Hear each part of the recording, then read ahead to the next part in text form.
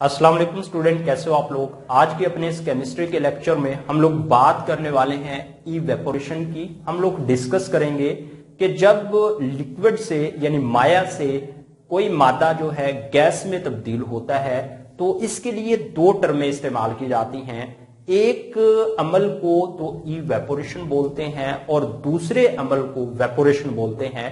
इन दोनों में क्या डिफरेंस है, आज की इस वीडियो में हम लोग ये देखने वाले हैं। उसके बाद हम लोग डिटेल से डिस्कस करने वाले हैं इवेपोरेशन को कि इवेपोरेशन से क्या मराद ली जाती है। हम लोग ये भी देखेंगे कि एक मोल पानी को कितनी थर्मल एनर्जी रिक्वायर होती है या कितनी एनर्जी की जरूरत होती है वेपर में तब्दील होने के लिए। हम लोग ये भी जानेंगे कि पानी जो है वो किस तरह से इवेपोरेट होता है या माया के मॉलिक्यूल जो है कैसे बुखारात में तब्दील होते हैं। हम लोग ये भी देखेंगे कि इवेपोरेशन की शरह पर असर अंदाज होने वाले जो फैक्टर हैं वो कौन कौन से हैं। इन सभी की डिटेल में हम लोग बात करेंगे अपनी आज की इस वीडियो में। अगर दोस्तों आप लोग फर्स्ट टाइम हो तो फटाफट से इस चैनल को सब्सक्राइब कर दो, वीडियो को लाइक और शेयर कर दो ताकि वीडियो ज्यादा से ज्यादा स्टूडेंट्स तक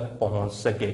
अगर दोस्तों हम लोग बात करें इवेपोरेशन की यानी हम लोग बात करें वेपोरेशन की तो ये दोनों अमल हैं। और ये दोनों कैसे अमल हैं? ये ऐसे अमल हैं जिनमें जो माया होती है वो गैस में तब्दील होती है, यानी जो लिक्विड होती है वो गैसी हालत में चेंज हो जाती है। तो दोनों में यही होता है कि मायात लिक्विड में तब्दील होती हैं, लेकिन इनमें डिफरेंस क्या है ये हम लोग जान लेते हैं। अब ये जो माया का गैस में तब्दील होने का अमल है, अगर तो ये हर टेम्परेचर पर जारी है तो इसको हम लोग बोलते हैं इवेपोरेशन। यानी इवेपोरेशन जो होती है वो हर टेम्परेचर पर जारी रहती है। इसका मतलब ये है कि ये सर्दियों में भी जारी रहती है, ये गर्मियों में भी जारी रहती है और ये रात को भी जारी रहती है और ये दिन को भी जारी रहती है। अब ये मुख्तलिफ सिचुएशन होती हैं जिनमें मुख्तलिफ जो है टेम्परेचर है और इस मुख्तलिफ टेम्परेचर पर इवेपोरेशन जो है वो होती रहती है, यानी मायात जो है वो वेपर में तब्दील होते रहते हैं। इसको हम लोग बोलते हैं इवेपोरेशन। अगर हम लोग बात करें वेपोरेशन की तो वेपोरेशन एक मखसूस टेम्परेचर पर होती है और वेपोरेशन जो है बल्क में होती है और वेपोरेशन जो होती है माया की निचली सतह से माया जो है वो थर्मल एनर्जी हासिल करके बुलबुलों की सूरत में ऊपर आते हैं और जैसे ही ऊपर वाली सतह पर माया आते हैं तो वो बुलबुले फट जाते हैं और जो निचली सतह का माया है वो बखरात बनकर वेपर बनकर फजा में शामिल हो जाता है, जिस तरह से आप लोगों को इस एनिमेशन में नजर आ रहा है। लेकिन जो इवेपोरेशन होती है वो जो है माया की लिक्विड की ऊपर वाली सतह से होती है। आई होप दोस्तों आप लोग अच्छे से वेपोरेशन और इवेपोरेशन में डिफरेंस यानी फर्क जो है वो जान चुके हो। वेपोरेशन जो है वो माया की निचली सतह से होती है और इवेपोरेशन जो है वो माया की ऊपर वाली सतह से मॉलिक्यूल जो हैं वो माया से गैस में तब्दील होते हैं। अब हम लोग बात कर लेते हैं इवेपोरेशन की और जान लेते हैं कि इवेपोरेशन कैसा अमल होता है। इवेपोरेशन एक ऐसा अमल होता है जिसमें माया जो है वो गैस में तब्दील होती है। अगर इवेपोरेशन के उल्ट अमल की बात करें, यानी उल्ट किस तरह से होगा, उल्ट ये होगा कि गैस जो है माया में तब्दील होगी तो उस अमल को बोला जाता है कंडेंसेशन। यानी कंडेंसेशन में ये होता है कि गैस जो है वो ठंडा होकर माया में तब्दील हो जाती है। अगर हम लोग बात करें एक मोल पानी की, यानी एक मोल पानी को बुखारात में तब्दील होने के लिए या इवेपोरेट होने के लिए कितनी एनर्जी की जरूरत होती है। एक मोल पानी को बुखारात में तब्दील होने के लिए, इवेपोरेट होने के लिए 40.7 किलो जूल एनर्जी चाहिए। 40.7 किलो जूल एनर्जी। जैसे ही एक मोल को इतनी एनर्जी मिलेगी तो एक मोल पानी जो है वो गैस में तब्दील होकर फजा में शामिल हो जाएगा। अब यहां से ये कॉन्सेप्ट पैदा होता है कि देखिए लिक्विड जो है, पानी जो है वो जमीन पर बहुत ज्यादा है। पानी जो है नदियों में है, पानी नहरों में है, दरियाओं में है, समंदर में है, और हम लोग पानी को बहुत ज्यादा इस्तेमाल भी करते हैं अपने खेतों में। तो वहां से पानी जो है वो हर टेम्परेचर पर इवेपोरेट होकर फजा में शामिल होता रहता है। अब ये जाता कहां पर है? तो स्टूडेंट से ये पानी जो है, जैसे ही एक मोल पर पानी 40.7 किलो जूल एनर्जी हासिल करता है तो ये अपनी गैसी हालत को अख्तियार कर लेता है और ये फजा में शामिल हो जाता है।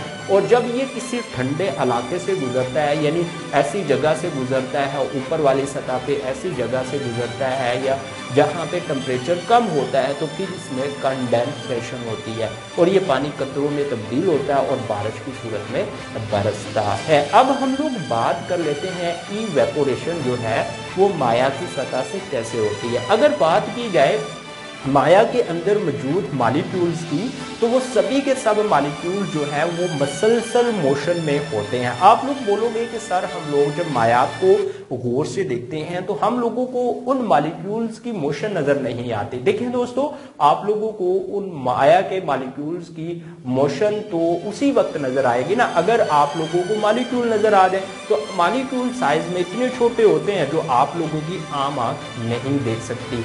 लेकिन जब आप लोग कंपाउंड माइक्रोस्कोप या फिर लाइट माइक्रोस्कोप के नीचे रख के देखोगे मायात को, तो हो सकता है आप लोगों को मॉलिक्यूल नजर आ जाए और उनकी मोशन भी आप लोगों को नजर आएगी। अगर वो मोशन में है तो उनके पास फिर क्या है? काइनेटिक एनर्जी है, और उनके पास काइनेटिक एनर्जी है और वो काइनेटिक एनर्जी के साथ अपनी वस्ती पोजीशन के आगे पीछे अपनी हरकत को मसलसल कर रहे हैं। अब मायात के जो मॉलिक्यूल्स होते हैं उनकी जो ज्यादातर मॉलिक्यूल्स हैं उनकी औसत काइनेटिक एनर्जी होती है। सिर्फ चंद मॉलिक्यूल्स ऐसे होते हैं जो कि माया की सतह के ऊपर मौजूद होंगे, उनकी जो काइनेटिक एनर्जी है वो औसत से ज्यादा हो जाती है और वो जो है इतनी थर्मल एनर्जी उनके पास हो जाती है या इतनी काइनेटिक एनर्जी के साथ वो मोशन करना शुरू कर देते हैं कि वो मॉलिक्यूल्स के दरमियान जो इंटर मॉलिक्यूलर फोर्सेस होती हैं या मॉलिक्यूल्स के दरमियान जो फोर्सेस होती हैं उस पर गालिब आ जाती है और वो माया की सतह को छोड़कर फजा में शामिल होना शुरू कर देते हैं। तो इस तरह से होती है इवेपोरेशन। यानी आप लोग देखते हो कि आप लोगों को माया नजर आता है, यानी लिक्विड नजर आता है। पानी की अगर मिसाल ले लें तो नदी में नजर आता है, आप लोगों को तालाब में नजर आता है। किसान जब खेतों में लगाते हैं तो पूरी एक पैली के अंदर यानी एकड़ के अंदर पानी जो है वो फैल जाता है। अब वहां से होता क्या है, वो पानी माया की जो ऊपर वाली सतह है, सूरज की जब रोशनी पड़ती है तो वहां से थर्मल एनर्जी हासिल करती है, जिसके नतीजा में उसकी काइनेटिक एनर्जी औसत से ज्यादा हो जाती है। जब काइनेटिक एनर्जी औसत से ज्यादा होती है तो वो माया की सतह को छोड़कर फजा में शामिल होना शुरू हो जाते हैं, इसको बोला जाता है इवेपोरेशन। अब दोस्तों इवेपोरेशन की अगर मुख्तलिफ मटीरियल्स में मुख्तलिफ मायात में बात करें तो मुख्तलिफ मायात में इनकी शरह मुख्तलिफ होती है और वो डिपेंड करता है कि माया के मॉलिक्यूल्स के दरमियान जो इंटर मॉलिक्यूलर फोर्सेस हैं उन पर। जिन मायात के मॉलिक्यूल्स के दरमियान इंटर मॉलिक्यूलर फोर्सेस मजबूत होंगी उन मायात में इवेपोरेशन की जो शरह होगी वो कम होगी, और जिन मायात के मॉलिक्यूल्स के दरमियान इंटर मॉलिक्यूलर फोर्सेस कमजोर होगी उनमें इवेपोरेशन की शरह जो है वो ज्यादा होगी। जिस तरह से आप लोग एक हथेली पर अंडेल लो आप लोग पेट्रोल और दूसरे अपनी हथेली पर आप लोग अंडेल लो पानी, तो आप लोग देखोगे कि जिस हथेली पर आप लोगों ने पेट्रोल को अंडेला है वहां से पेट्रोल जो है वो बहुत जल्द इवेपोरेट हो चुका है, यानी वो बखारात में तब्दील होकर फजा में शामिल हो चुका है। लेकिन पानी जो है उस शरह के साथ इवेपोरेट होकर बुखारात में शामिल नहीं हुआ। लेकिन आप लोग ये भी महसूस करोगे कि आप लोगों ने जैसे ही पेट्रोल और पानी को अपने हाथों में ढाला है तो आप लोगों को ठंडक का एहसास हुआ है। ऐसा क्यों होता है, अब ये हम लोग जान लेते हैं।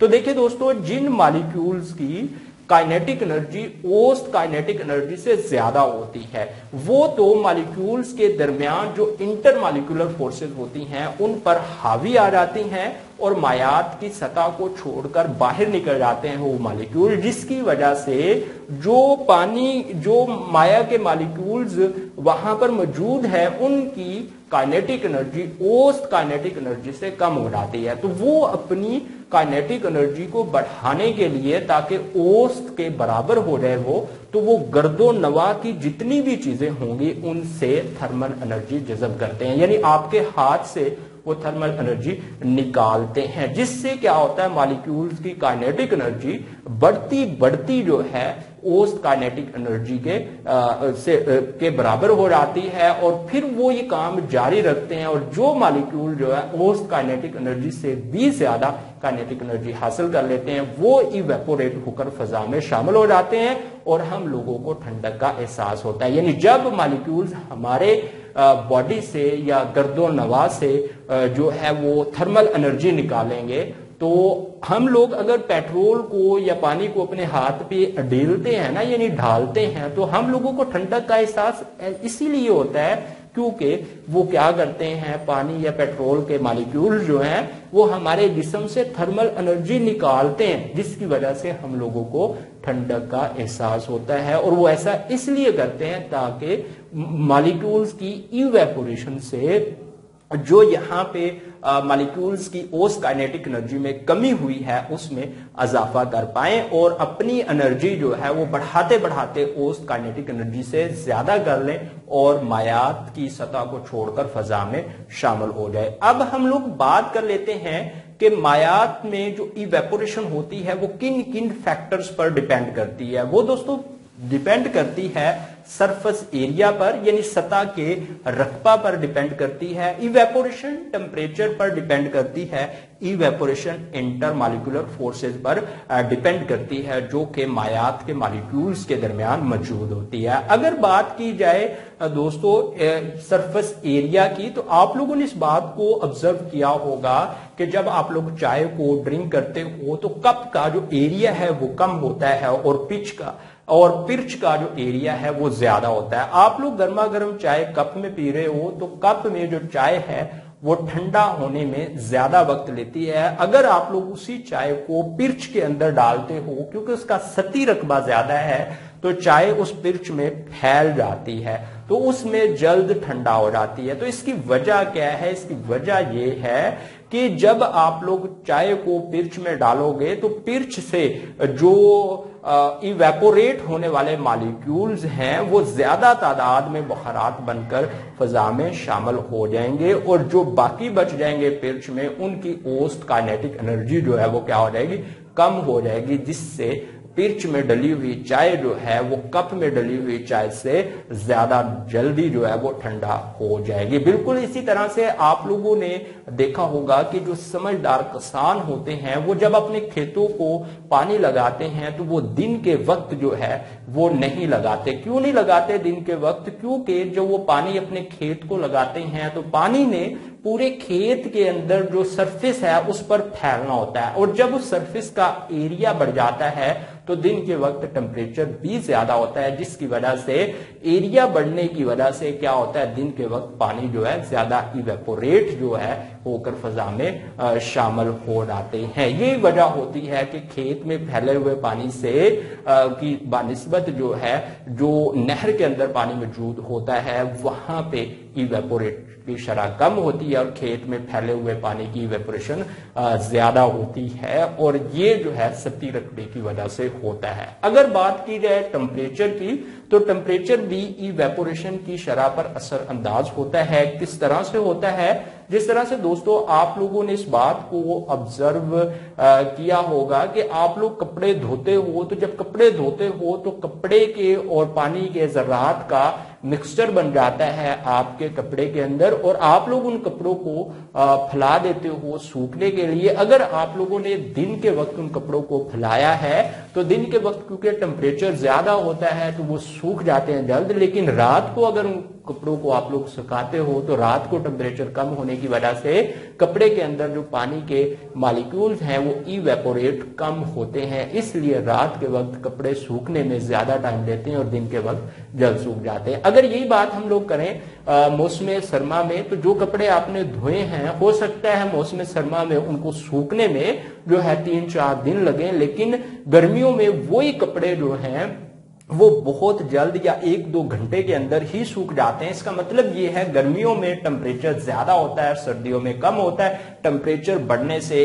इवेपोरेशन की शरह भी बढ़ जाती है, लेकिन सर्दियों में टेम्परेचर कम होता है तो इवेपोरेशन की शरह जो है वो कम होती है। और बिल्कुल ऐसे ही जो समझदार किसान होते हैं वो रात के वक्त अपने खेतों को पानी लगाते हैं, क्योंकि इससे पानी का जो ज़िया होता है वो कम होता है, क्योंकि कम मॉलिक्यूल जो है वो इवेपोरेट होकर फजा में शामिल होते हैं। इसकी वजह होती है टेम्परेचर। दिन के वक्त टेम्परेचर ज्यादा होने की वजह से ज्यादा मॉलिक्यूल इवेपोरेट होकर फजा में शामिल हो जाते हैं। अगर बात की जाए इंटर मॉलिक्यूलर फोर्सेस की, तो मुख्तलिफ किस्म के मायास के जो मॉलिक्यूल्स होते हैं उनके दरमियान इंटर मॉलिक्यूलर फोर्सेस भी मुख्तलिफ होती हैं। यानी किसी मायात में इंटर मॉलिक्यूलर फोर्सेस मजबूत होती हैं और किसी में कमजोर सी होती है। जिस तरह से अगर हम लोग बात करें पेट्रोल की, हम लोग बात करें पानी की, तो एक प्याले में हम लोग पेट्रोल ले लें, दूसरे प्याले में हम लोग जो है वो पानी ले लें, दोनों को हम लोग रख दें, जो पेट्रोल है वो बहुत जल्द इवेपोरेट हो जाएगा। इसकी वजह ये है कि पेट्रोल के जो मॉलिक्यूल्स हैं उनके दरमियान इंटर मॉलिक्यूलर फोर्सेस कमजोर सी थीं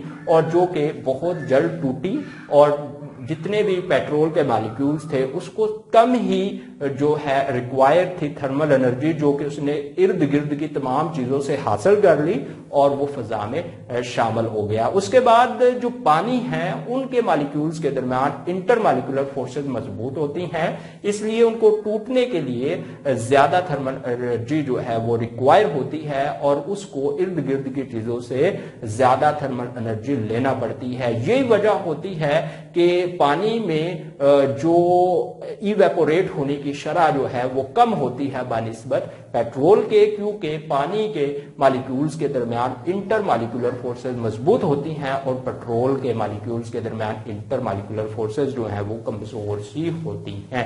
तो student thank you for watching, मिलते हैं नेक्स्ट लेक्चर में। और नेक्स्ट लेक्चर में हम लोग बात करने वाले हैं वेपर प्रेशर पर और जानने वाले हैं कि वेपर प्रेशर से क्या मुराद ली जाती है, वेपर प्रेशर किन किन फैक्टर पर डिपेंड करता है। सारी बातें हम लोग अपने आने वाले नेक्स्ट लेक्चर में करेंगे और वो आप लोग को उसी वक्त मिलेगा जब आप लोग हमारे चैनल को सब्सक्राइब कर दोगे, वीडियो को लाइक और शेयर कर दोगे। ओके दोस्तों, अल्लाह हाफिज, बाय बाय।